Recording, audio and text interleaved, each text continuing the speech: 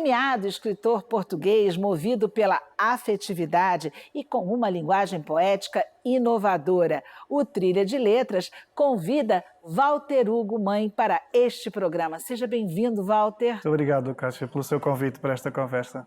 Isso, e eu abri falando da afetividade e você tem toda uma obra que realmente ressalta o afeto e a emoção, é isso? É verdade, eu acho que não foi nenhum plano, não é? Talvez uma natureza da qual eu não me consiga livrar. É muito importante para mim que os livros sirvam para alguma coisa na minha vida.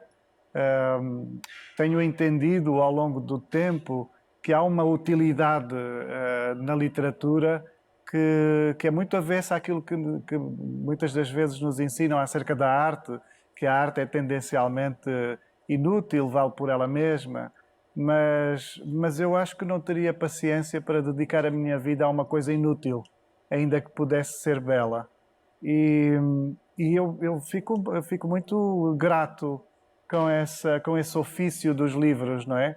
Com essa capacidade que os livros têm de intervir e de alguma forma solicitar aos leitores ou solicitar às pessoas uma maturação do pensamento, uma maturação das suas próprias emoções. Então, sim, eu reconheço-me nessa leitura, nessa imagem de um autor que é movido pela importância das emoções ou pela importância dos afetos. Os meus livros são tragédias, é verdade que são tragédias contínuas, mas é a partir da tragédia que nós estudamos o limite dos sentimentos. Bom, já que você falou dos livros, vamos mostrar para vocês livros belíssimos, esses que foram publicados aqui no Brasil.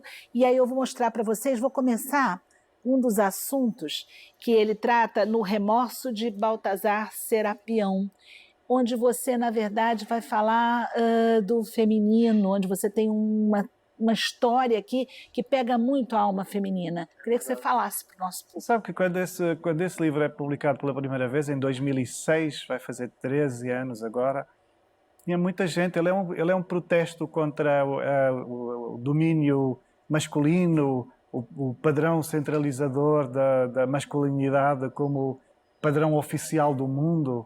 E quando ele é publicado, quando essa história é publicada em 2006, tem muita gente que diz, muita gente abordou dizendo que não faria muito sentido, a mulher era absolutamente igual, já não há essa discriminação.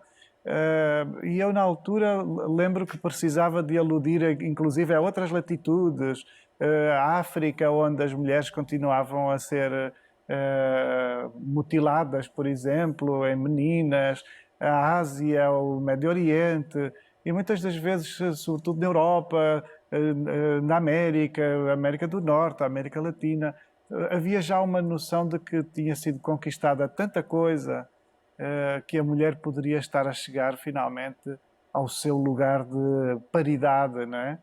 E eu tinha a sensação de que não era bem assim, não era o que eu pressentia, não era o que eu sentia, mesmo até entre os círculos íntimos de amigos, em que havia sempre aquela ligeireza masculina de achar que os rapazes vão ser rapazes, não é? Essa desculpa antiga de que há uma pulsão biológica predadora nos homens e por isso as mulheres teriam de ser suas vítimas. Então o meu livro foi um protesto contra essa hipocrisia que estava instalada e hoje é uma desilusão tremenda perceber que nós retrocedemos gravemente, não é? Quem diria em tão pouco tempo, em 13 anos, e não foram precisos nem 13 anos, apenas 6 anos, 7 anos depois de sair o livro e dessa estranheza de achar que não era mais assunto, vermos outra vez os políticos e vermos a sociedade caminhando no debate até da questão, não é? Porque não debater as questões pode ser perigoso, mas também pode significar que as pessoas estão convencidas de que elas ficaram resolvidas, não é? E você, já que a gente está falando de mulheres, a gente precisa dar um destaque e um significado maior de uma homenagem que você faz no seu próprio nome, no nome profissional que você usa, Walter Hugo Mãe. Vamos explicar esse Mãe. Eu quis muito, eu queria muito não ter um nome de administração, queria muito ter um nome que fosse já um programa artístico, um programa ético, digamos assim.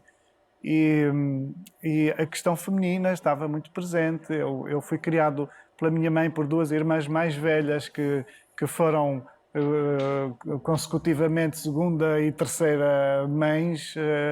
E, e essa impressão criou em mim uma necessidade de fazer alusão a uma completude maior do que é ser-se pessoa. E eu estou muito convencido, é a minha convicção, de que a extremidade, o lugar mais extremo da experiência humana pertence à mãe.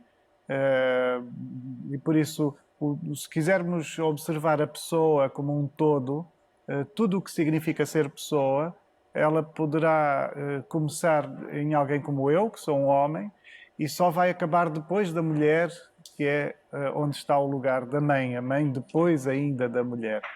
E eu julgo que não acontece nada a alguém, não acontece nada de mais próximo do milagre do que a maternidade. Gente, emoção não falta, eu falo isso desde o início do programa, e aí eu vou a um outro livro, olha esse aqui. Gente, lindo por fora e mais lindo ainda por dentro, com muitas ilustrações e com um texto que toca a gente de uma forma única, porque vai tratar daquelas histórias, né, com o avô. Eu acho assim que são outras que ficam na memória de muita gente que tem essa oportunidade de ter avô pertinho para contar a história, não é isso? Vamos ao nome do livro, As Mais Belas Coisas do Mundo. Esse é um pequeno texto, um conto, que eu escrevi meio na expectativa de que ele possa ser lido por mais jovens, por pessoas jovens, mas eu não sei exatamente escrever para criança, digamos assim. Então, os meus textos sempre têm uma relação com uma sobra de juventude no adulto e por isso sempre têm uma relação também com o leitor adulto. E é uma memória, uma passagem acerca da relação que os netos têm, essa relação fascinada que têm com os avós como património, os avós, eu tenho muito essa ideia, essa certeza de que ganhar idade, não é ter idade, é criar património, um património afetivo, emocional, de conhecimento, e é muito especial que as crianças possam ser as herdeiras dessa fortuna que é o testemunho dos avós. Então, as mais belas coisas do mundo contam como um menino aprende com o seu avô acerca das coisas mais difíceis, no fundo, da vida, que ao mesmo tempo nos podem levar também à construção das coisas mais belas. É um texto muito carinhoso e muito especial para mim. Olha, ele se torna especial para todo mundo que lê. Eu posso garantir isso para vocês. É um dos lançamentos do Walter.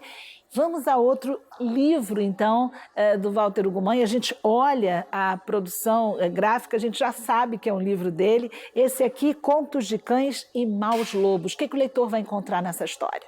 Antes de mais, eu fico contente que ressalte a beleza do objeto, a identidade gráfica, não é? Porque eu acho que a Biblioteca Azul tem feito um trabalho maravilhoso, inclusive muito paciente, aceitando as minhas sugestões de ver alguns artistas plásticos e eu fico muito contente porque acho que os meus livros no Brasil são os livros mais bonitos do Brasil e talvez do mundo. Olha, e a gente como brasileiro fica mais contente ainda, não é? De ouvir um elogio desse. E aí a gente tem que ler os seus livros para conhecer suas histórias. E, como eu dizia, vamos contar um pouquinho só para o pessoal sobre o que é esse. Sim, então essa é a única antologia de contos que eu publiquei até hoje.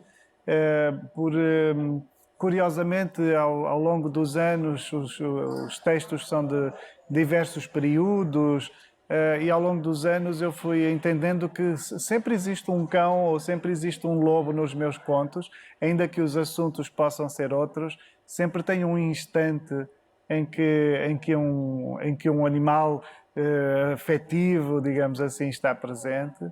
e isso de alguma forma junta aquilo que é mais ou menos difícil de juntar, porque são contos que vão desde a dificuldade nas perdas, à aprendizagem da espera, os amigos imaginários das crianças, a criação dos monstros, a maneira como nos apaixonamos pelos livros, por exemplo. Há 2 contos acerca do fanatismo ou da avidez pela leitura.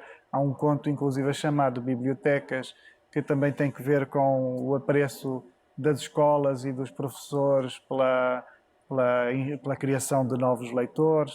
Então, é assim, os Contos de Cães e Maus Lobos são uma coleção, digamos assim, de cuidados. Eu acho que, de alguma forma, é o que sempre me vem à cabeça, são formas de cuidar de alguma coisa. E a leitura vai fazer diferença nesse universo, Walter Ugumãe? O que a gente pode dizer, por exemplo, de O Nosso Reino, que é o seu 3º lançamento? O Nosso Reino chega agora à Biblioteca Azul, e nessa edição, mais uma vez, absolutamente maravilhosa, desta vez com desenhos do Eduardo Berliner, que o Berliner fez 4 projetos dos meus livros. Este é o 4º. E esse é o meu romance de estreia, o meu primeiro romance. É talvez o meu livro mais espontâneo, aquele com menos defesas, em que eu ainda estava aprendendo a arte da prosa, a arte de contar uma história. É o meu livro mais autobiográfico, no sentido em que ele faz muito apelo a coisas que aconteceram na minha infância. E é um texto, eu acho que essa espontaneidade cria um efeito de meditação, de pensamento aberto, assim, de pensamento exposto. E é uma forma de as pessoas me conhecerem. Tudo quanto é mais absurdo no livro é verdade.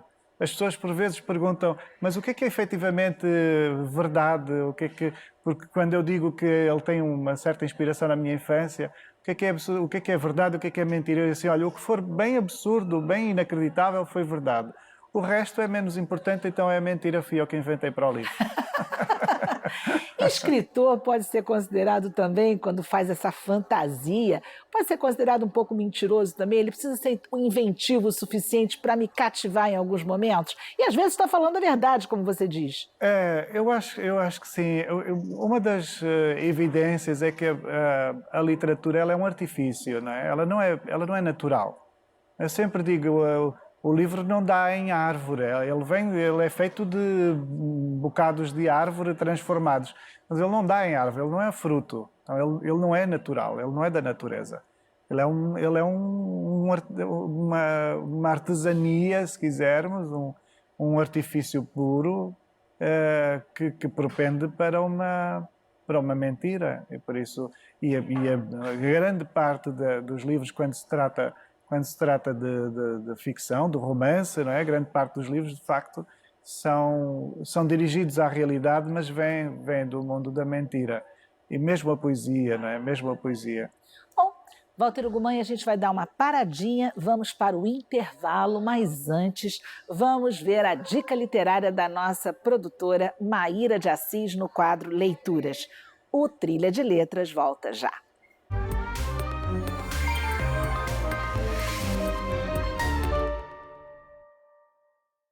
Eu acho que as pessoas apaixonadas sentem saudade mesmo quando estão juntas, porque se deixam olhar umas para as outras pasmadas, como se fosse a primeira vez.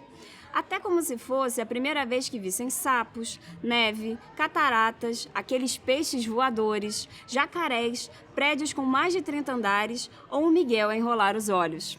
Esse livro aqui, O Paraíso São os Outros, Walter Ugumãe fala sobre o amor. E quem narra essa história é uma criança, uma menina que tenta compreender como esse amor se manifesta entre as pessoas. Apesar de ser facilmente lido e muito bem ilustrado, é difícil dizer que esse livro é voltado para o público infantil. Essa menina que é a narradora, ela levanta reflexões da complexidade do mundo adulto e da simplicidade do mundo infantil, onde a gente tenta compreender as nossas afetividades. Um livro para todos os públicos, para todas as formas de amor.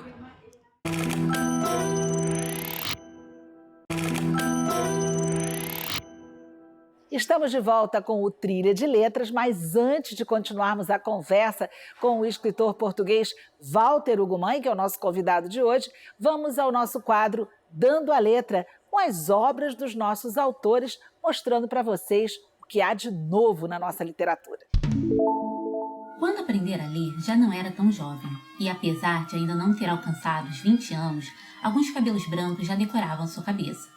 A vida dura tornou-se um pouco mais suave, quando o professor Ambrósio, que era do tipo jovem altruísta, decidiu tomar para si a missão de ensinar aquele homem bruto a ler. Olá, meu nome é Simone Paulino e você acabou de ouvir o começo do meu livro O Sonho de Ulisses e 10 Contos Fantásticos. A novela de abertura desse livro conta a história de Ulisses, um jovem que não é nada astuto como Ulisses Homero, que parte do norte ao nordeste do Brasil em busca de sereias. Nesse livro há também 10 contos fantásticos. Contos que falam sobre animais estranhos, falam também sobre pinturas que hipnotizam, além de uma personagem que deseja mudar o desfecho da própria história. Bom, se você quiser saber mais sobre esse livro e sobre outras obras minhas também, você pode procurar no meu site, escritorasimonepaulino.com. Você veja, Walter Ugumãe, que a nossa produção literária no Brasil não para, com muita gente escrevendo, e você tem um livro que a própria produtora Maíra de Assis indicou, que é O Paraíso São os Outros. Eu queria até que você falasse um pouquinho, aproveitando a sua presença aqui.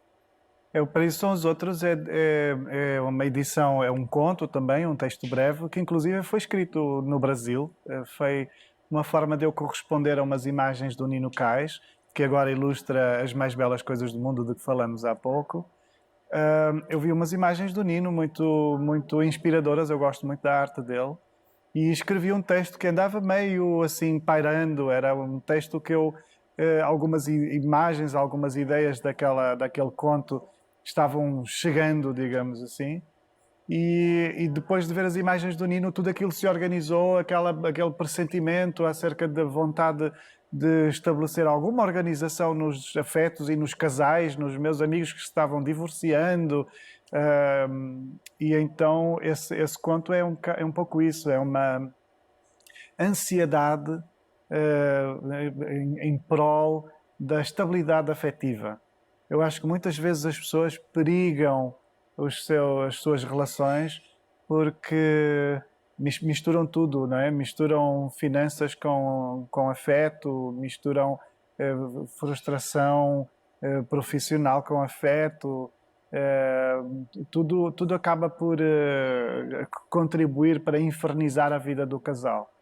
Então acho que ser-se um casal e amar-se alguém tem de ser um projeto muito inteligente e tem de ser cuidado com garra, com muita vontade de fazer com que funcione, não é? Porque é muito fácil as pessoas divergirem, nós somos diferentes, vamos ser sempre diferentes, por mais que nos amemos. Então, O Paraíso São os Outros é um pouco isso, é trazer uma tentativa de convidar as pessoas a regressarem ao momento inicial. Porquê tudo isso começou, não é? Porquê nós nos conhecemos? Porquê nós nos apaixonamos? O que é que justificou esse entusiasmo do primeiro encontro? E como fazer com que isso seja uma realidade contínua?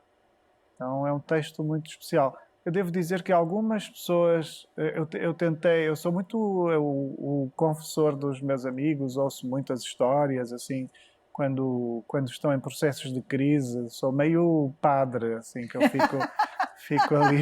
fico ali ouvindo todo mundo. Walter Ugumãe fala disso, de um casal, então eu vou aproveitar e vou apresentar a vocês, para quem não conhece, A Máquina de Fazer Espanhóis, que começa exatamente, e aí não tem spoiler nenhum, é logo no comecinho, gente, com a história de um casal, eles já estão velhinhos, ele está no hospital, ela está internada, e aí o que acontece? Infelizmente ela vem a falecer. E aí a dor é enorme, e aí nós vamos acompanhando esse processo daquele que fica, né, Walter Ugumãe? E é o processo, nesse caso, da finitude, de como lidar com ela, de como lidar com esse novo meio que se propõe para aquela pessoa que não se via assim. A Máquina de Fazer Espanhóis é uma tentativa de eu me aproximar de algo que talvez seja o que mais me impressiona na vida, que tem que ver com a velhice e com um certo desamparo, não é? Com o estar num mundo como se houvesse, como se a pessoa estivesse prestes a dar de cara com uma parede, não é? Não tem um fim de linha, não tem fuga, não tem mais fuga. E ao mesmo tempo impressiona-me que as pessoas possam ser deixadas à deriva como se perdendo as referências. Costumamos dizer que já não é o nosso tempo, não é? Eu tenho 47 anos e às vezes tenho a sensação de que este já não é o meu tempo, já foi o meu tempo. Quando Kurt Cobain morreu era o meu tempo, não é? Passaram 20 e poucos anos e por isso talvez com o passar dos anos nós vamos sentindo que as nossas referências mais estruturais vão desaparecendo e que há um abandono, não é? Há um abandono um pouco inevitável e muito cruel no crescimento. E isso impressiona-me muito. É algo que eu combato muito com as pessoas mais velhas que eu tenho ao meu redor. É algo que eu combato muito. Combato a ideia de que elas não fazem parte de 2019. É muito importante para mim que as pessoas de todas as idades sejam detentoras de 2019, do ano em que estamos a viver. E aí, se a gente tem mais um aqui, a gente vai falar dele também, O Filho de Mil Homens. E esse aqui? Esse livro, antes de mais, esse exemplar é muito bonito, está muito mexido pela leitura, uma leitura em prantos. Quem leu nota-se que chorou desalmadamente, fico muito contente. Tem que explicar para o público. Esse livro aqui, na verdade, é o livro de um dos nossos câmeras, o Walter Ugumãe adorou, porque ele revelou que ele leu o livro num barco, então o livro ficou molhado. E o Walter amou, significa que ele foi muito lido, muito mexido, muito sentido. Então é por isso que ele está fazendo essa brincadeira. Eu acho que ele chorou, mas enfim, ele diz que caiu na água, tudo bem. Mas porque o pranto tem muito que ver com esse livro. Esse livro há até uma expressão, a imagem que vemos na capa é do Agostinho Santos, vemos a imagem do Crisóstomo, há uma certa lágrima, uma certa nuvem em pranto, porque é um livro, é talvez o meu livro mais delicado no que diz respeito aos afetos. A história de um homem que chega aos 40 anos e não tem um filho e assume essa tristeza, essa impressão de que, tendo falhado nos amores, alguma coisa se desmoronou na sua vida por não haver a presença de um filho. Gente, grandioso também a gente conversar com alguém, não sei se vocês perceberam ao longo da conversa, Walter Ugumãe tem um olhar especial também para as ilustrações, para todos os desenhos, isso não é à toa, valoriza a arte, porque também é desenhista. Eu faço uns desenhos feios, eu tento fazer alguma coisa, mas é por cobiça, assim, eu cobiço muito a arte plástica, eu gostaria de saber fazer coisas lindas, então eu tento muito, faço muito, mas não dá verdadeiramente certo. Então eu aproximo, assim, eu gosto muito de artes plásticas, gosto muito de música, então eu tento ter muitos amigos artistas plásticos, muitos amigos músicos, muitos cantores, porque eles fazem algo que eu adoraria saber fazer. E você está falando isso tudo aqui, mas é bom a gente também contar que você teve um programa de TV em Portugal e a maioria dos seus entrevistados eram artistas plásticos. É verdade, é verdade. Eu fiz um pouco o que você está fazendo, eu fazia muito pior. Cátia, você é muito melhor do que eu. Desde logo eu ficava muito nervoso, mas eu queria muito vencer esse nervosismo, sobretudo porque eu tinha muita intenção de entrevistar figuras que eu admiro e que nem sempre são visíveis. Então, os artistas plásticos normalmente são assim um pouco escondidos, não é? Você se considera um escritor que fala muito, fala pouco? Como é que é o Walter Ugumãe, aquele que é na sua essência, a pessoa? Olha, Cátia, eu vou dizer para você que eu sou muito largado.